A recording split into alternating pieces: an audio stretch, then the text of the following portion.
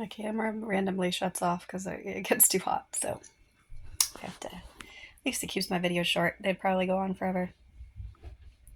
But I was talking about my why. You know,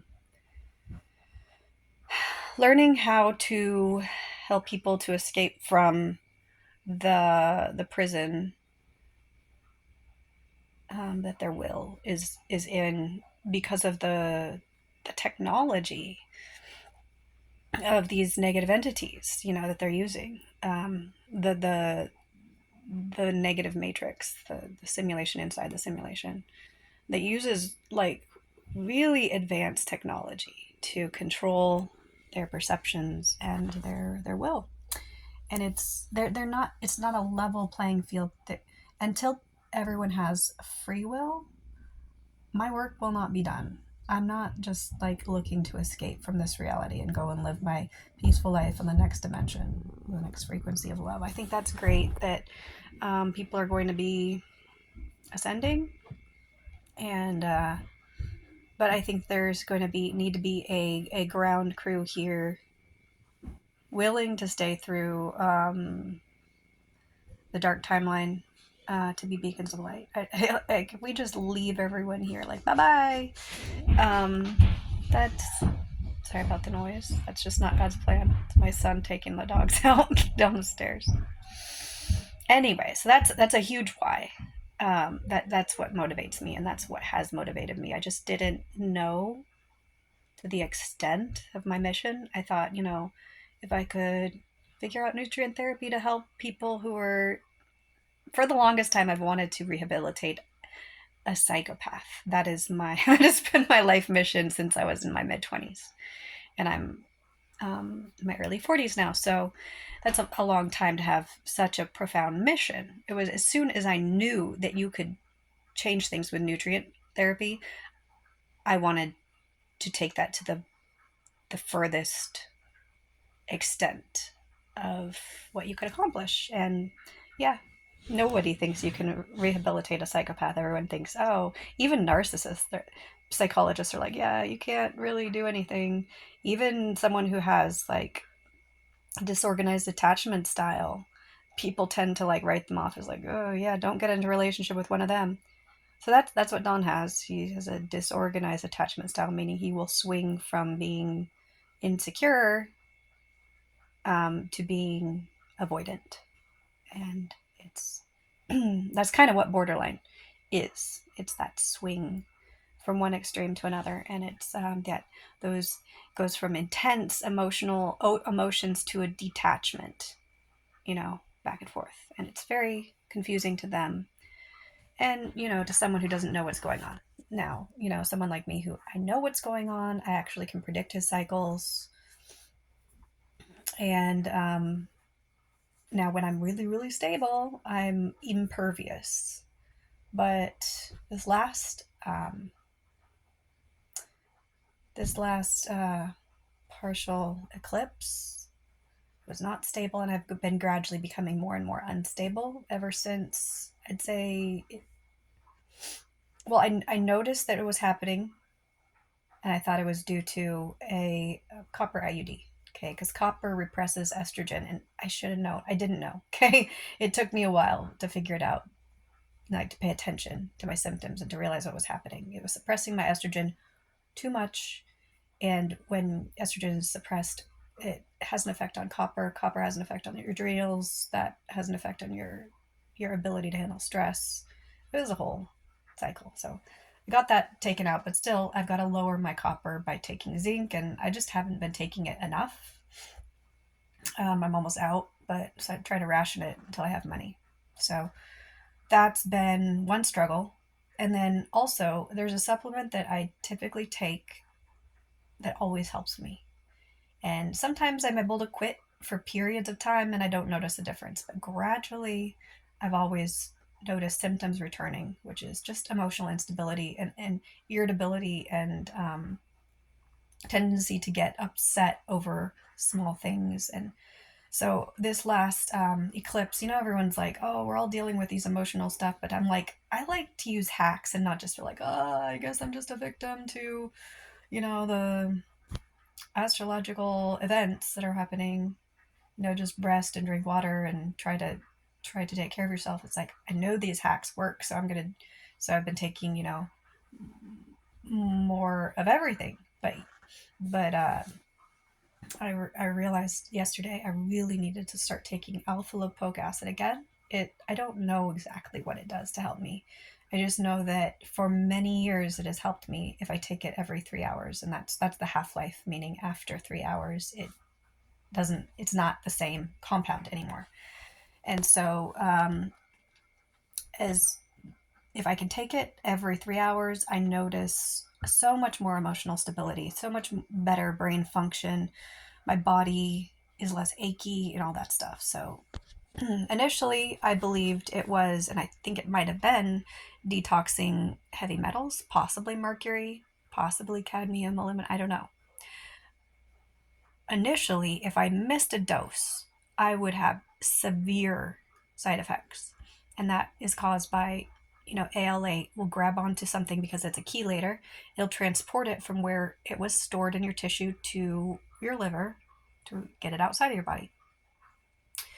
And then if you don't take it on the half life, it drops whatever it was carrying, and now you have symptoms of redistribution, which is oxidative stress and all kinds of things. And then it gets stored somewhere else, and you can develop new symptoms. So my symptoms typically were either severe sadness, and I would just start crying for no reason, or severe anger, and I just get really angry, irritable for no reason. I mean, oftentimes there's a trigger, but when I say no reason, it's not a logical reason. If someone, if you miss an appointment, for example, you get a flat tire, for example, I had this opportunity to get something rare that you really, really wanted for free, but it's not available. It's like, why did I even see that? Those kinds of things, like, they happen. Those are triggers, but that doesn't make you feel that way. Nothing can make you feel. What happens when you're emotionally dysregulated is your body is reacting to these triggers. So that's what biological hacks, or what do I call that? Biohacking is all about, is figuring out how to help your body to respond in a less extreme way, ideally, to not react at all to anything.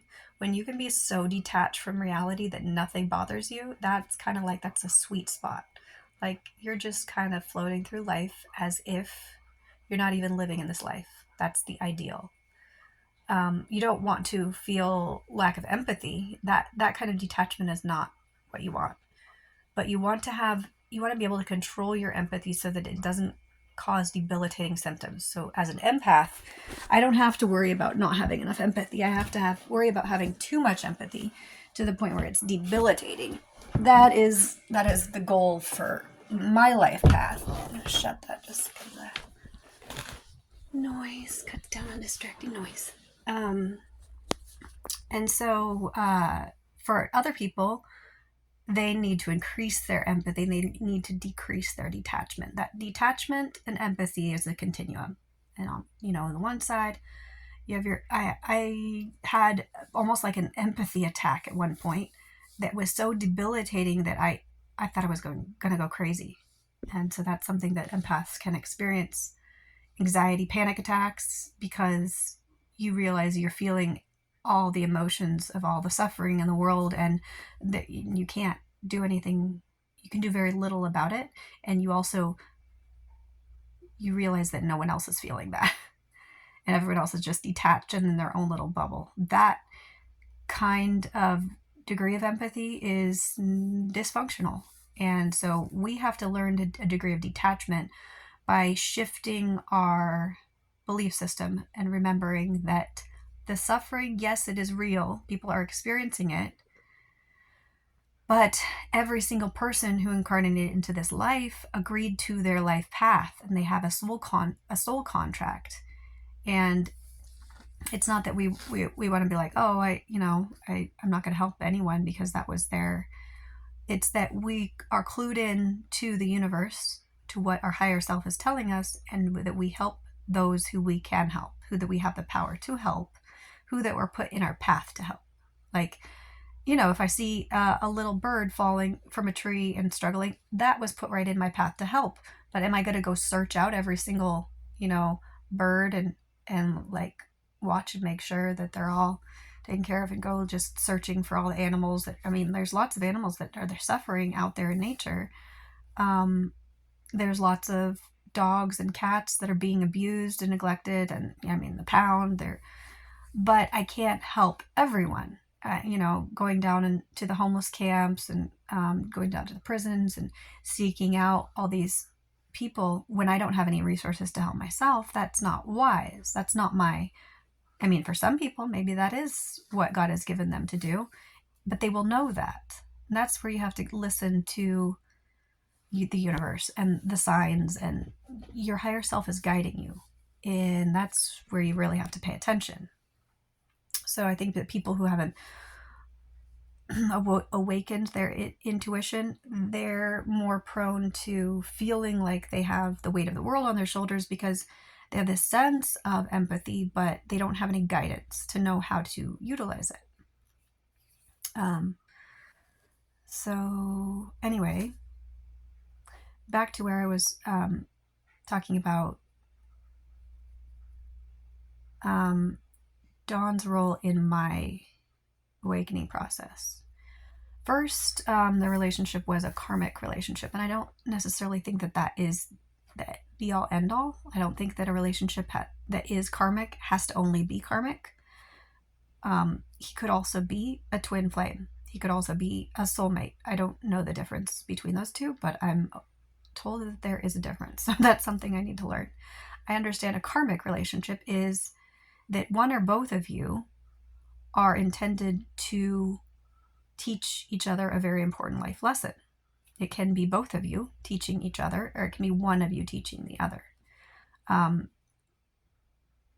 I am supposed to teach him, show him, even though he didn't recognize it, what unconditional love looks like.